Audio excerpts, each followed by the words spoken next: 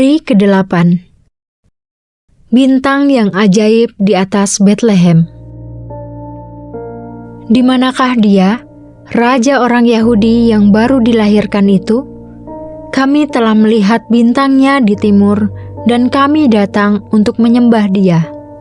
Matius 2 ayat 2. Berulang kali Alkitab membuat kita bingung. Bagaimana mungkin bintang terang di atas Betlehem menuntun orang-orang Majus dari sebelah timur ke Yerusalem? Alkitab tidak mengatakan bahwa bintang itu menuntun mereka atau berjalan mendahului mereka ke Yerusalem. Hanya dikatakan bahwa mereka melihat sebuah bintang dari timur, seperti tertulis dalam Matius 2 ayat 2, dan tiba di Yerusalem. Bagaimana bintang itu mendahului mereka dalam perjalanan sejauh 8 km dari Yerusalem ke Bethlehem, sebagaimana dikatakan di dalam Matius 2 ayat 9? Dan bagaimana mungkin sebuah bintang berhenti di atas tempat di mana anak itu berada? Jawabannya, kita tidak tahu. Ada banyak usaha untuk menjelaskannya. Kesejajaran planet, komet, supernova, atau benda-benda langit yang ajaib, kita tidak tahu. Dan saya menasehati agar Anda tidak menyibukkan diri untuk menyelidikinya.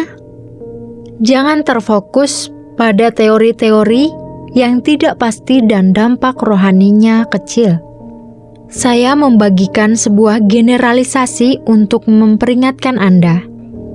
Orang-orang yang disibukkan dengan hal-hal seperti bagaimana bintang itu berjalan, bagaimana laut Teberau terbelah, bagaimana mana turun dari langit, bagaimana Yunus selamat di perut ikan, dan bagaimana bulan berubah menjadi darah, biasanya memiliki apa yang saya sebut dengan mentalitas marginal. Anda tidak melihat kerinduan mereka untuk memahami inti berita Injil, kekudusan Allah, kengerian dosa, ketidakberdayaan manusia, kematian Kristus, pembenaran oleh iman, karya pengudusan Roh Kudus, kedatangan Kristus yang kedua dalam kemuliaan, dan penghakiman terakhir. Mereka selalu ingin membawa Anda menyimpang kepada beberapa artikel atau buku yang mereka senangi dan berurusan dengan hal-hal yang tidak penting. Mereka tidak menyukai kenyataan-kenyataan yang besar dan pokok. Namun, apa yang jelas menyangkut bintang Bethlehem adalah bahwa bintang itu melakukan sesuatu yang tidak bisa dilakukannya sendiri. Bintang itu menuntun orang-orang Majus kepada anak Allah untuk menyembahnya.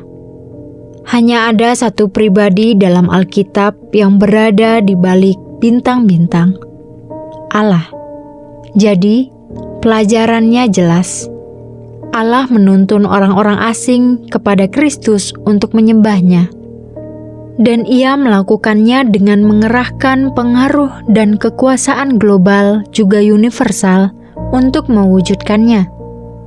Lukas menunjukkan bahwa Allah memengaruhi seluruh kekaisaran Romawi sehingga sensus diadakan untuk menggerakkan seorang perawan yang tidak dikenal ke Bethlehem dan menggenapi nubuatan persalinannya.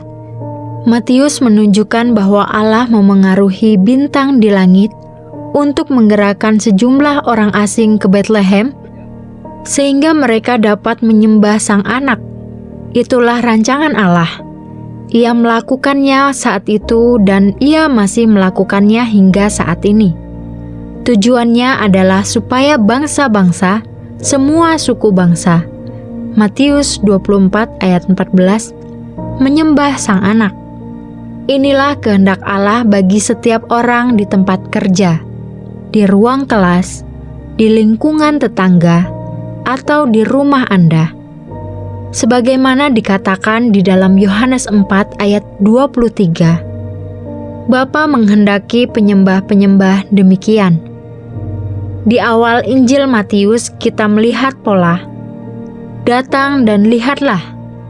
Namun, pada akhir Injil itu terdapat pola, pergi dan beritakan. Orang-orang Majus datang dan melihat. Kita pergi dan memberitakan. Namun, yang sama adalah tujuan dan kuasa Allah yang mengumpulkan bangsa-bangsa untuk menyembah Sang Anak.